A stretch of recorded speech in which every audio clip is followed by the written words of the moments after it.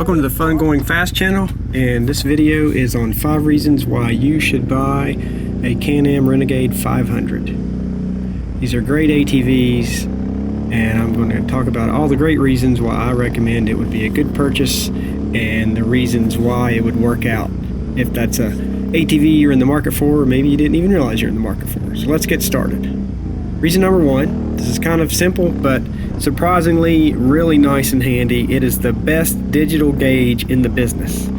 For some reason, no one else that I've seen shows RPM and speed on the same gauge.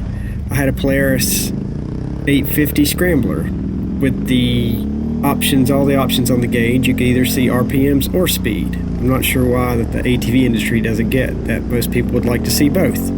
You could even program Can Am to say hello to you when you start it. But really great gauge and by far best in the business. Reason number 2, that motor, that V-twin motor is a beast. It has a great low end, great mid-range, great top end, doesn't fall on its face when you rev it out. And that exhaust note from that V-twin motor sounds pretty sharp from the factory, but it really sounds beautiful with an aftermarket exhaust. Just throw a slip-on on there and it's throaty, it revs nice, it doesn't drone, it's not too obnoxious. It really accentuates all the great noises that V-twin makes.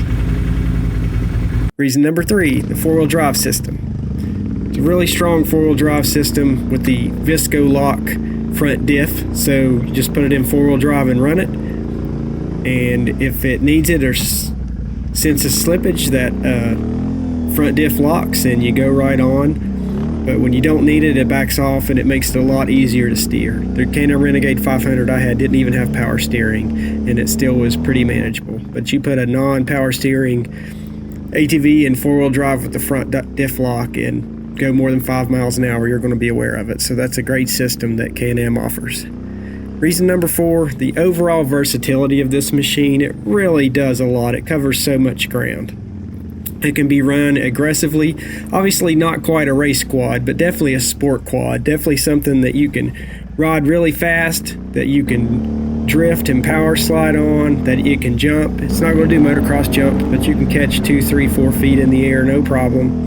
The independent rear suspension handles the uneven terrain beautifully, especially at higher speeds, or if you go off of a trail jump a little crooked, it's really hard to mess it up and land hard, where on something with a monoshock locked rear end, you can just about break a shoulder if you're laying crooked. So that independent rear suspension really works beautifully, and even at low speed, it's comfortable and capable.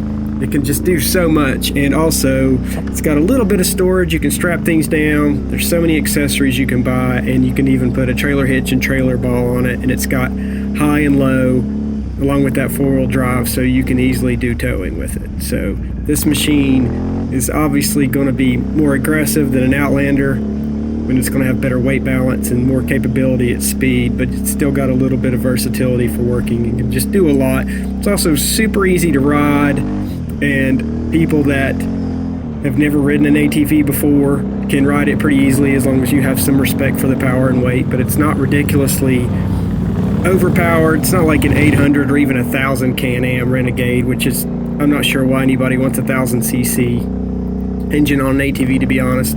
That seems just like a little much, but the 500 is the sweet spot. It's got plenty of power, all the power you'll ever need for a trail ride, but it's not overpowering or intimidating to ride for newer riders. And reason number 5, these things are tanks. They're just so durable.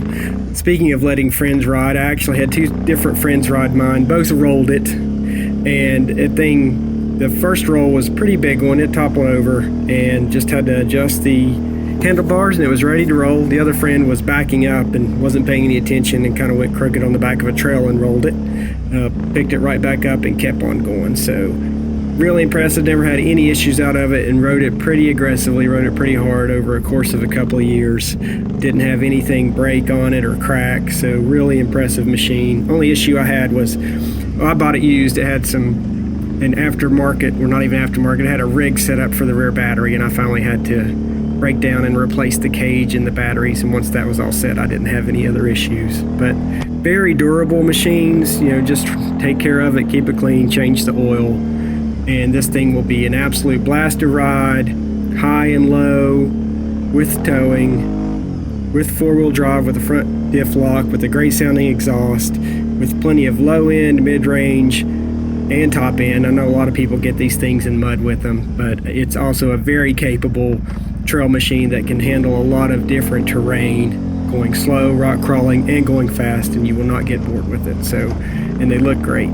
And the 500s are also priced a little more reasonably than even the 570s, the 800s, the 850s, the 1000s. I feel like the 500 is a sweet spot to get into. So highly recommend it. Check one out if you can. Thanks for watching.